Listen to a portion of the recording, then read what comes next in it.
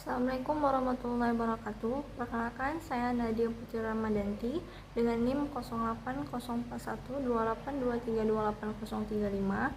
Di sini saya akan membahas mengenai sitoskeleton, yaitu salah satu materi dalam mata kuliah biologi sel. Pertama, saya akan membahas mengenai pengertian sitoskeleton. Apa sih sitoskeleton itu? Sitoskeleton adalah jaringan sel-sel protein yang menyusun struktur sel dan memberikan dukungan serta bentuk pada sel. Sitoskeleton mempunyai kerangka sel yang terdiri dari protein-protein berbentuk benang halus atau filamen yang terdapat di sitoplasma. Jadi, dengan adanya sitoskeleton ini, sel dapat memiliki sebuah bentuk yang kokoh, berubah bentuk, mampu mengatur posisi organel, berenang, serta menyerap di permukaan. Semua jenis sel memiliki sitoskeleton. Kemudian, sitoskeleton memiliki beberapa fungsi yang membantu sel, diantaranya seperti memberikan dukungan mekanis dan mempertahankan bentuk sel, mengatur bentuk dan ukuran, penempatan berbagai organel sel, pergerakan materi-materi dari organel dalam sel, memungkinkan sel bergerak dan berpindah tempat atau motilitas, tempat pelekatan mRNA, dan membantu translasi mRNA, dan yang terakhir merupakan komponen penting dalam pembelahan sel. Selanjutnya, sitoskeleton itu memiliki komponen-komponen penyusun yang terdiri dari 3 komponen dasar, yaitu yang pertama mikrofilamen atau filamen aktin, yang kedua mikrotubulus, dan yang ketiga intermediat atau filamen perantara. Kemudian ketiga filamen tersebut memiliki struktur filamen yang besar atau panjang yang terbentuk melalui proses polimerisasi atau assembly, yang dimana subunit-subunitnya melalui ikatan kovalen. Kemudian ketiga filamen itu saling berhubungan satu sama lain dan saling berkoordinasi dalam suatu ikatan protein yang bermacam-macam. Dengan begitu, filamen-filamen yang tadinya akan membentuk sebuah sistem kerangka sel yang menyelimuti sitoplasma, akibatnya posisi nukleus yang berada di dalam sel akan semakin kuat. Selanjutnya, saya akan membahas mengenai 3 komponen dasar dari sitoskeleton secara ringkas. Yang pertama itu ada mikrofilamen atau filamen aktin. Mikrofilamen adalah komponen sitoskeleton yang terdiri dari protein-protein aktin atau suatu protein globulari. Filamen aktin berfungsi dalam berkontraksi seperti otot dan bergerak seperti sel, mengubah bentuk sel, sitokinesis pada mitosis dan transportasi plasma, serta membentuk struktur seperti mikrofili pada permukaan sel.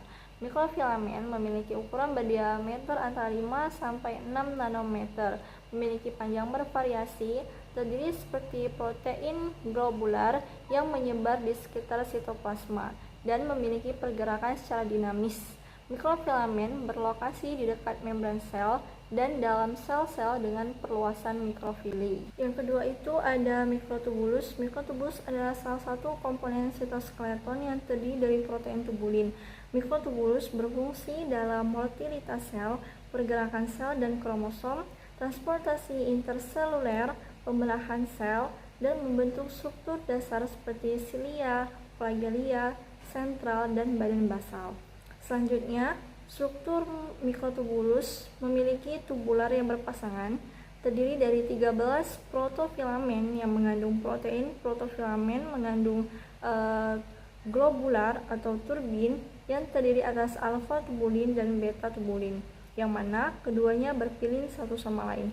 Kemudian lokasinya menyebar di sitoplasma dengan konsentrasi di sentrosom. Selanjutnya, di sepanjang mikrotubulus memiliki organel yang dapat meluncur untuk mencapai posisi yang berada dalam sel, terutama pada saat pembelahan sel. Mikrotubulus memiliki 2 ujung, yakni yang pertama ujung negatif yang terhubung dengan pusat pengatur mikrotubulus, dan yang kedua ujung positif yang berada di dekat membran plasma. Dari gambar di samping dapat kita lihat struktur dari tubulin dan mikrotubul. Di sana terdapat tubulin dimer yang tersusun atas alfa tubulin dan beta tubulin. Dan komponen ketiga ada filamen intermediat.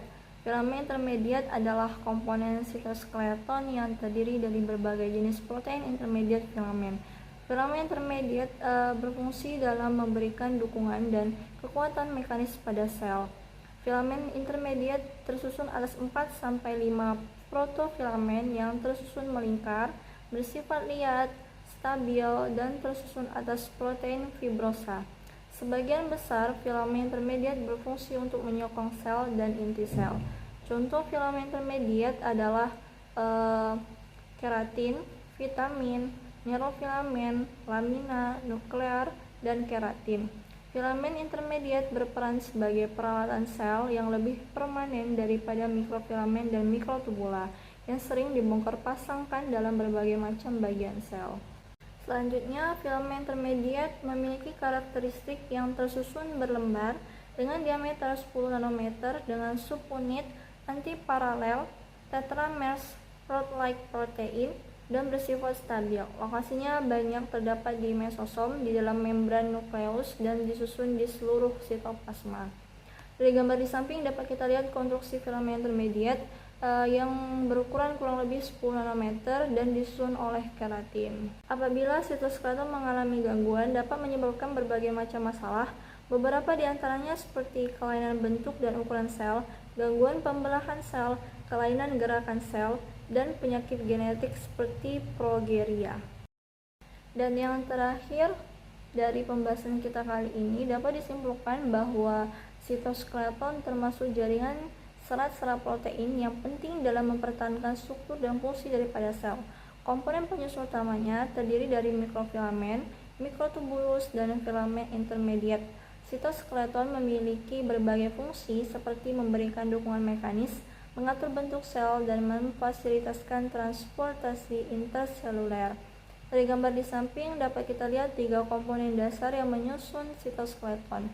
Yang pertama itu ada filamen intermediate, yang kedua itu ada mikrotubulus, dan yang paling bawah atau paling dasar itu ada filamen aktif. Baiklah, sekian penjelasan singkat saya mengenai materi sitoskeleton kali ini. Saya akhiri. Wassalamualaikum warahmatullahi wabarakatuh.